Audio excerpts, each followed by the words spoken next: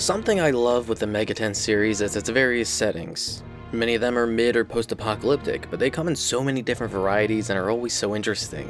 One of the coolest is an SMT Strange Journey with the Schwarzwald. World's going to hell, but then you will look down south to Antarctica and the Earth is being swallowed up whole by some alternate dimension. It's such a visually unique form of apocalypse and it's rad as shit. Strange Journey leans way more into sci-fi pulp and is heavily inspired aesthetically from classic sci-fi. I don't know if it's intentional or if it's just coincidental color choice, but the colored arms on the Demonica suits are very similar in color coordination to Star Trek's original series uniform colors. Gold for Command, blue is Medical and Engineering, and red for Strike Team. Remember, original series. That shit got shifted around in Next Generation. Your player character is a part of this Strike Team, though oddly your arm color is white and not red. You are in a joint investigation unit brought together by the United Nations to infiltrate and investigate the Schwarzwald. The protagonist doesn't have a canon name. Fans have adopted the name Tadano Hitonari, which apparently originates in a drama CD or some shit. Fuck that, I'm sending in Dingo Egret to help in with this shit. Something I find funny is that Gore calls out to you and calls you another American, but the voice acting clearly says Nippon. I guess we're playing a Japanese American then, huh? So we leap into the Schwarzwald and shit, this place is filled with demons. Thank you to my supporters. If you like the video, consider subscribing or even joining the Patreon. Link on screen and in the description. If you do, you'll be thanked in the videos, be able to watch each video a week early, as well as gain access to bonus videos. I'm going to say this up front to make my stance on Strange Journey clear and obvious. I'm going to complain and nitpick quite a bit while I talk about this game.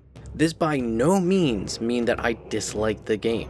No, I actually like this game. This is a fucking Mega 10 game. The baseline of quality is going to be pretty damn high, and there is zero doubt that there is worth in playing this. Anyone who would say that Strange Journey is a bad game either doesn't like RPGs to begin with, or is rage baiting.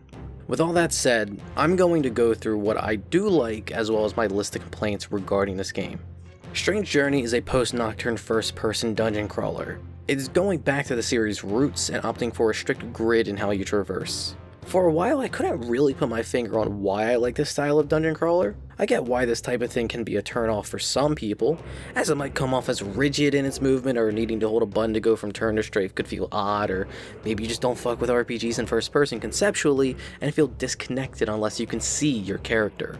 I get it, but I do kinda like that rigidity in its movement, but even more than that, what really sells this type of game is the map. Filling in that map hits the dopamine just right. Even if I don't go for a full filling in of floors, being able to see it fill in is still satisfying regardless. But the act of crawling can only be as fun as the dungeon you are crawling. If it's just a basic bitch straight line, that's a pass. That's far from the case here.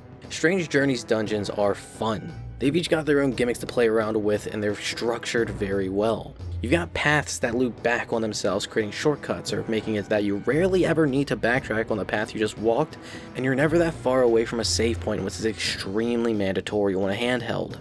And the gimmicks keep traversal feeling fresh, from one-way doors, hidden doors, hazardous tiles, phase shifting which changes the layout of a certain area of the map, conveyor belt floors, and even walking through the darkness keeps crawling refreshing and challenging. That last one isn't as bad as you think. The areas you need to blindly walk through tend to be short, and you even unlock the ability to see in those zones anyway, so they're not that big a deal. At least, that's how I feel about the first half of Strange Journey. The second half of Strange Journey starts to crank up the sadism. A lot of people like to post the picture of what the first floor of Sector E looks like because, at a glance, yeah, that looks fucking ridiculous. And it's really not as bad as you expect, except for the top left corner where a new little gimmick gets introduced. Man, fuck teleport dungeons.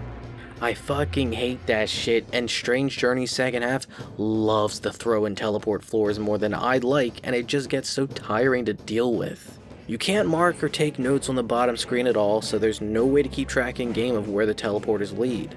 You either gotta make your own diagrams, have a really good memory, or not fuck with this and just look up a map.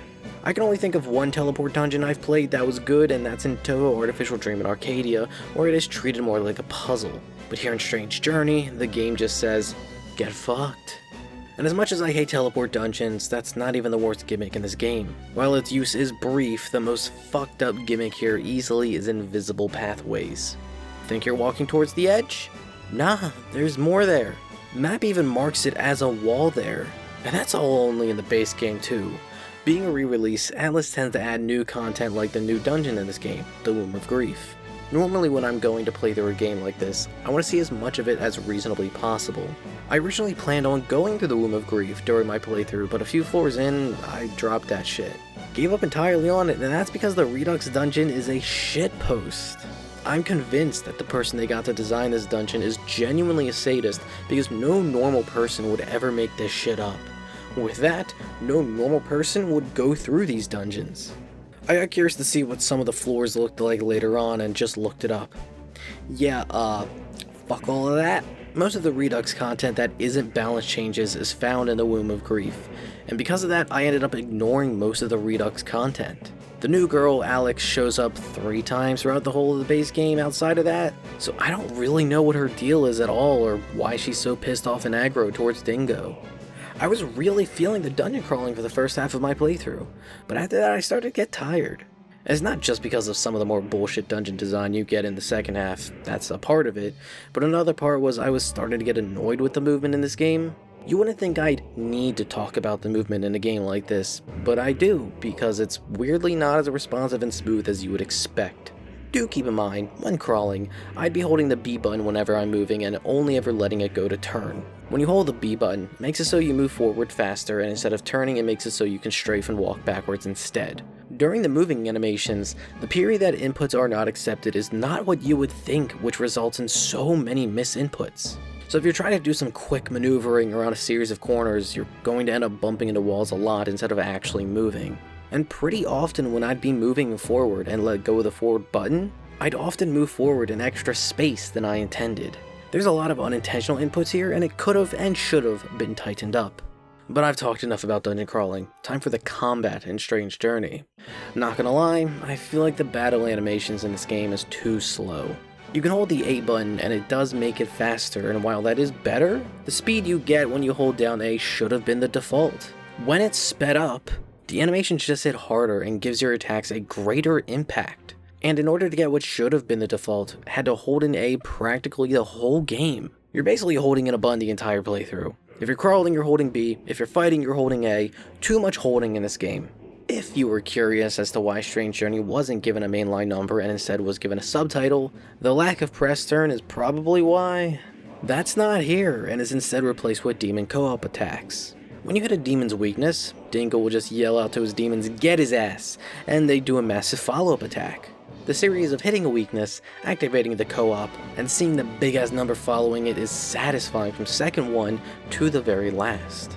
Demon co-op is cool, but I miss and prefer the press turn system. Press turn is way more satisfying as it plays more into risk-reward than demon co-op does. For one thing, hitting a resistance or nullification doesn't penalize you, and the enemies don't get any benefits for hitting your own weaknesses aside from more damage. While Demon Co-op does fulfill that feeling of rolling with the boys, there isn't as much depth as Press Turn. Probably the most depth about it is what I'd say is the worst part about this game. Demon Co-op is not just simply about hitting a weakness.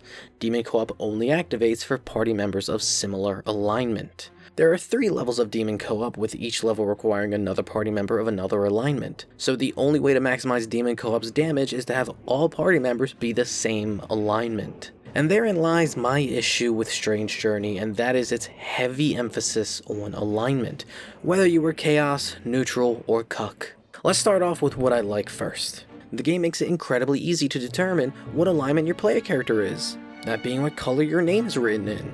White for Neutral, red Chaos, and blue Law. It's also really easy to manipulate your alignment in this game. There are plenty of opportunities throughout the story to make alignment shifting choices, and eventually you gain access to a side quest where you can freely manipulate and bounce between alignments at will. Though the manipulation is in small increments and also random if you're even allowed to do it, so you just spam talking to the demon, and it's just annoying and time consuming for what should be a simple thing.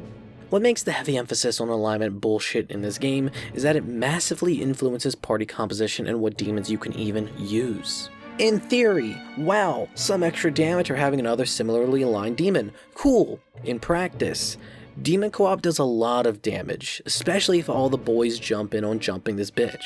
This means that 2/3 of the compendium effectively goes ignored.